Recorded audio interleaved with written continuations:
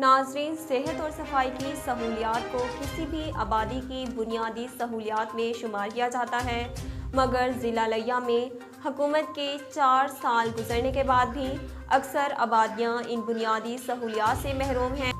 اس وقت آپ کو لیے چلتے ہیں چک نمبر 138 TDA لیہ میں، جہاں پر صفائی کا نظام تباہ ہو چکا ہے، نکاسی کا نظام درہم برہم ہو چکا ہے، چھوٹی نالیاں جوہر کی شکل اختیار کر چکی ہیں۔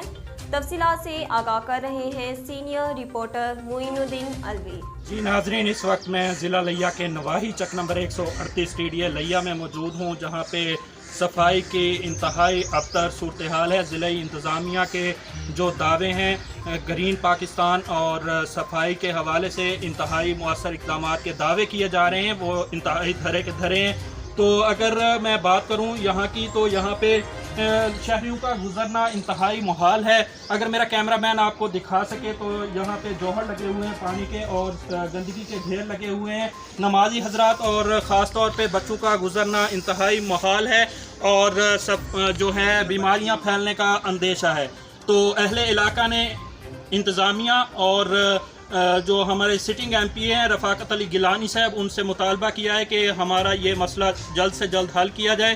اگر میں آپ کو پچھلا بیک گراؤنڈ بتاتا چلوں تو یہاں پہ اسسٹنٹ کمشنر لیہ، جو کہ سابق اسسٹنٹ کمشنر تھے، انہوں نے یہاں کا وزٹ کیا تھا۔ ان کے ساتھ رفاقت علی گیلانی، جو کہ حلقہ PP 284 کے MP ہیں، انہوں نے بھی وزٹ کیا تھا اور انہوں نے اہل علاقہ کو یقین دہانی کرائی تھی کہ آپ کا یہ مسئلہ جلد سے جلد حل ہو جائے گا۔ میں اس وقت government girls secondary high school کے قریب موجود ہوں، جہاں پہ یہ پانی کا مسئلہ ہے اور نکاسی آب کا مسئلہ ہے۔ تو میرے ساتھ گورنمنٹ سیکنڈری اسکول چک نمبر 138 TDA لیہ کی ہیڈ مسٹریس صاحبہ موجود ہیں، آئیے ان سے بات کرتے ہیں۔ جی میم، آپ کیا کہنا چاہیں گی اس مسئلے کے بارے میں؟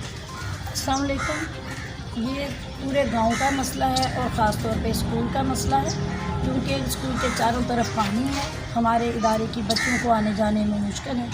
تو برائے مہربانی نوٹس لیا جائے اور نکاسی کا کوئی بہترین بندوبست کیا جائے تاکہ یہ مسئلہ جو ہے ہمارا سالو ہو سکے۔ شکریہ۔ جی بالکل، ہیڈ مسٹریس صاحبہ بھی یہی مطالبہ کرتی نظر آ رہی ہیں کہ ہمارا یہ مسئلہ حل کیا جائے۔ DC Layyah, assistant commissioner Layyah اور جو ہمارے سٹنگ MP ہیں سید رفاقت علی گیلانی صاحب، ان سے مطالبہ کیا ہے کہ ہمارا یہ مسئلہ فی الفور حل کیا